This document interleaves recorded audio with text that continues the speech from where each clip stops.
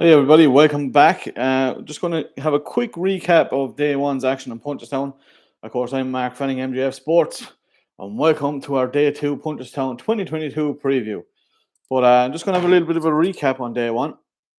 Um, we had a fantastic day with our selections, but that's the world we are dealing with.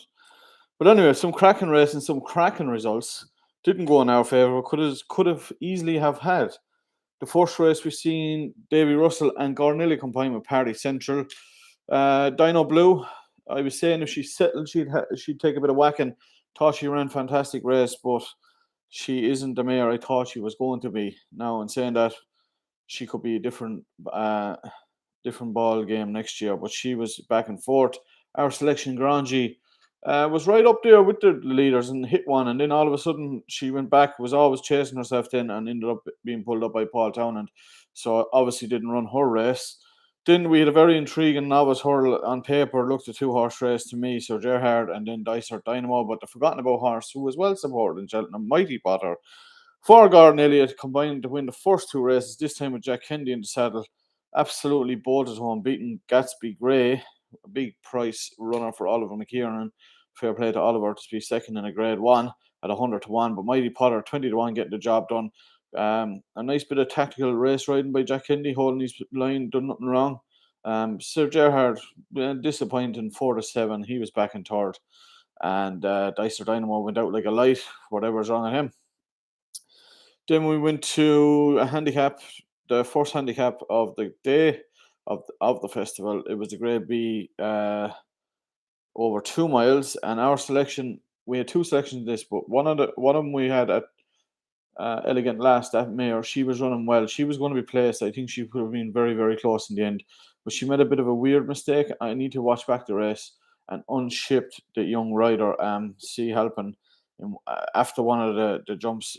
Now I must watch it back, but wanted to maybe have a little bit of a note from next day. One of those handicaps was Elegant Last. But Gordon Elliott had a treble, the opening treble on the card. This time, giving Jack Kennedy a double, with Felix Deji getting up to win by 3/4 of a length.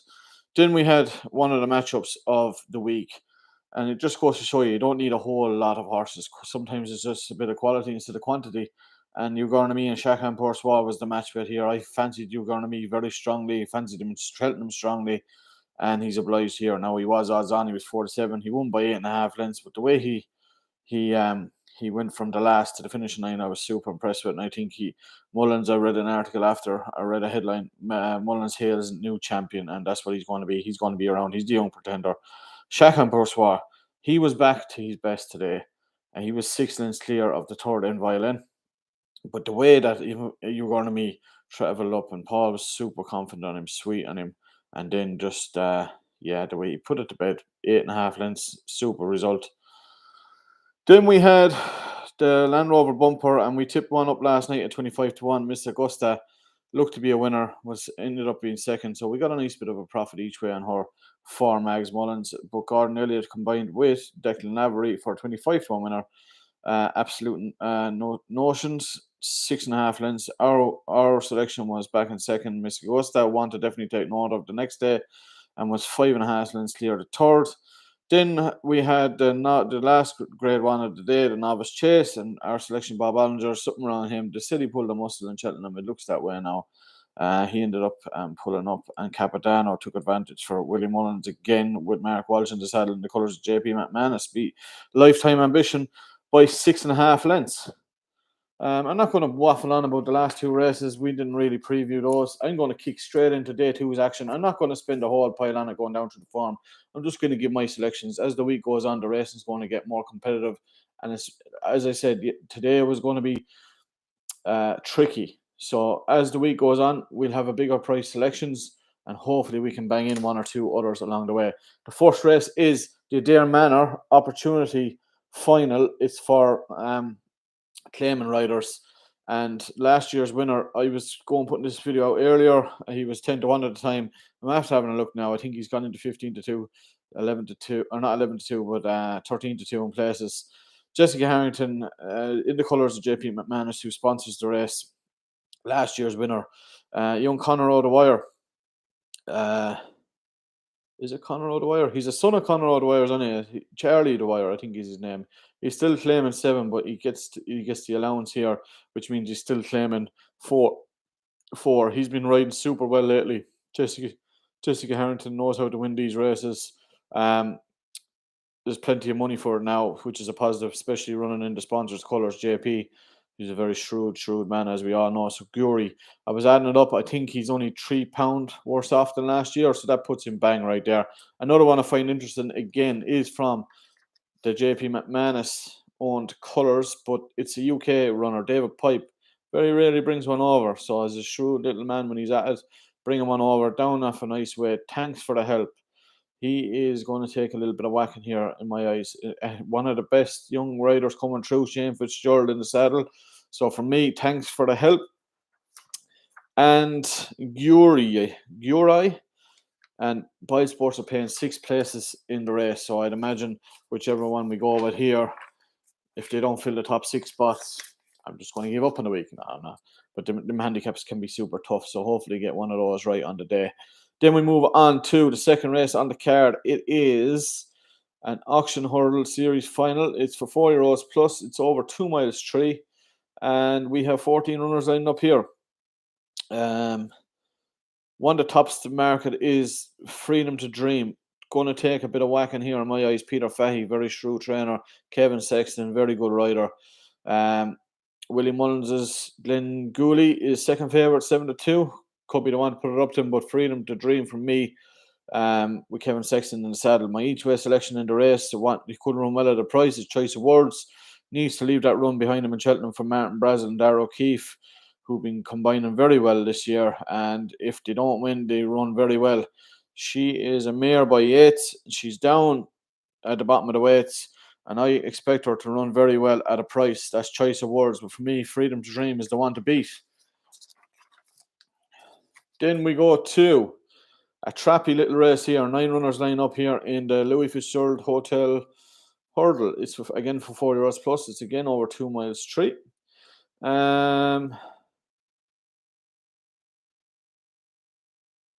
Which one am I looking at here? Oh, yeah. Nicky Henderson's Phil the Dairies comes over here.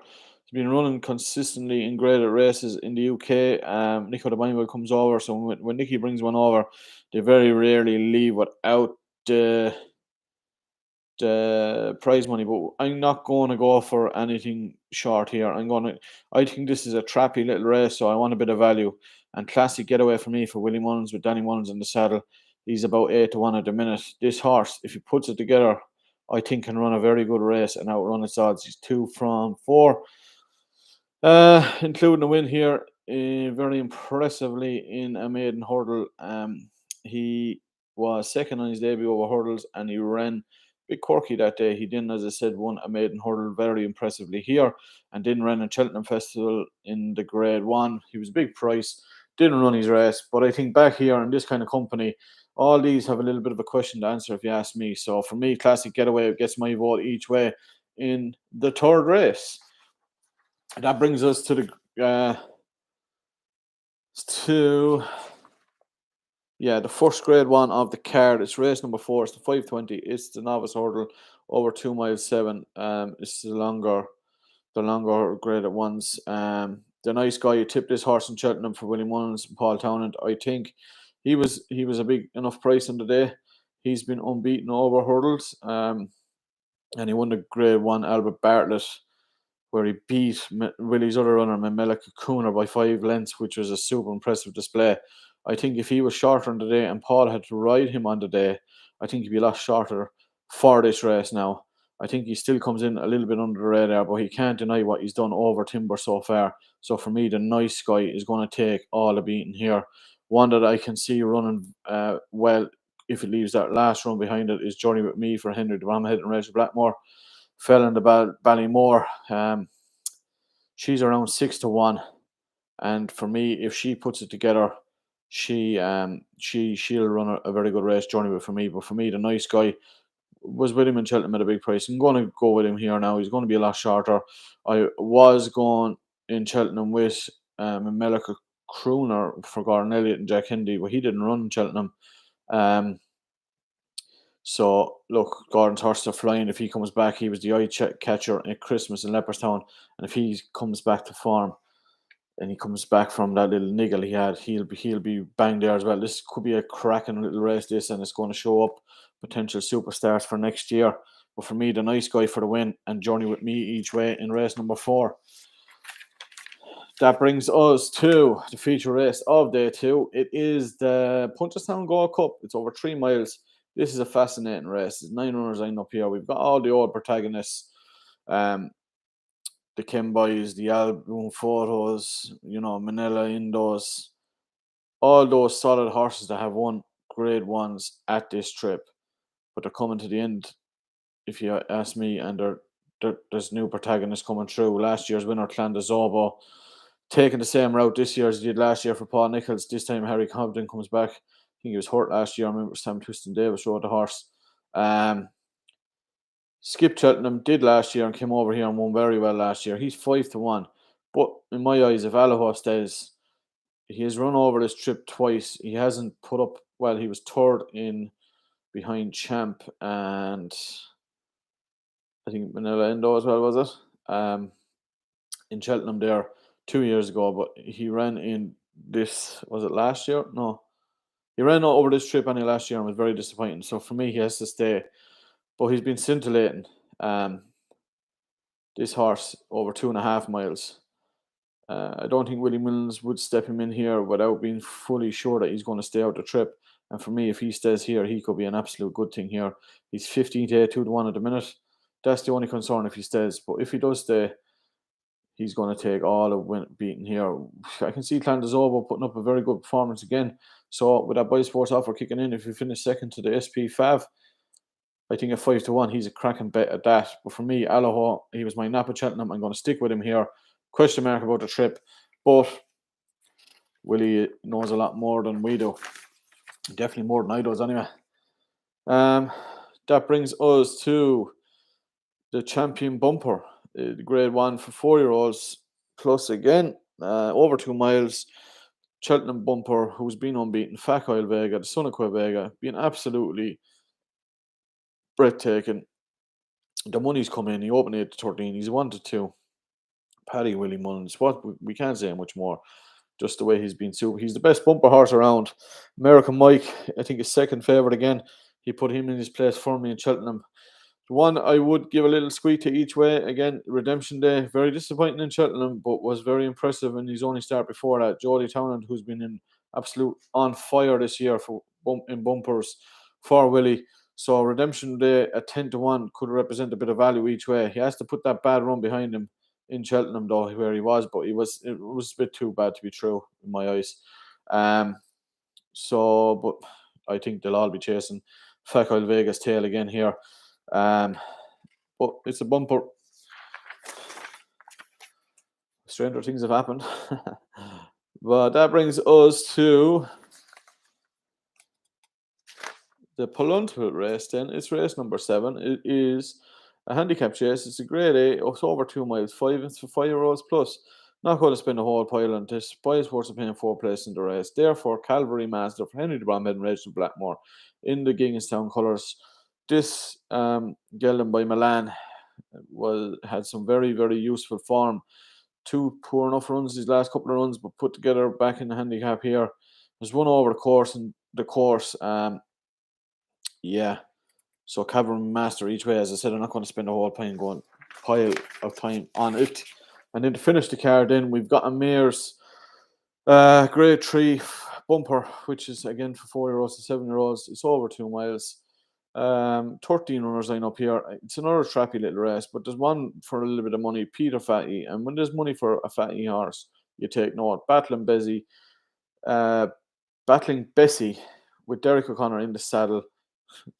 2 of the shrewdest bios in the game here. So to finish the card, she could be one there for a little bit of an each way player in the last race. Those are my selections for all the races of day 2. Hopefully we'll get a little bit we'll have a little bit of a better performance than we had today. But again, it was super racing. As a fan, you have to just enjoy the racing. Again, I really appreciate the support. Hit the like, hit the share button. I'm going to be back for Day three's preview tomorrow evening. Hopefully, we see some fantastic racing again. And we'll talk to you again, guys, very soon. Talk to you soon. Cheers.